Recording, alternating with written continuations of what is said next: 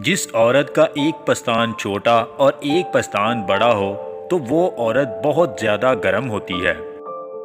अगर ज़्यादा देर तक औरत से लज़्ज़त लेना चाहते हो तो औरत के साथ इस तरीके से जमा करो कि औरत की टांग किसी ऊंची जगह पर हो।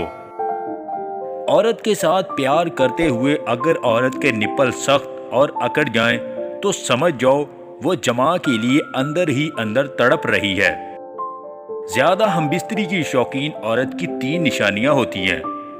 छातियां लटकी हुई होंगी, पीछे वाला हिस्सा बड़ा होगा और होंठ मोटे होंगे। जिस औरत के पस्तान टेढ़े हों तो समझ जाओ बचपन में वो औरत प्यार की भूखी रही है।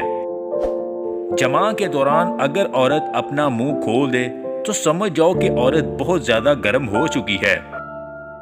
जमा में औरत उस वक्त फारिग होने वाली होती है जब औरत मुंह खोलने लग जाए और टांगे नीचे करने लग जाए। वीडियो पसंद आए तो इसे लाइक और शेयर जरूर कीजिएगा और मजीद वीडियो हासिल करने के लिए देसी टिप्स पॉइंट चैनल को सब्सक्राइब कर लें।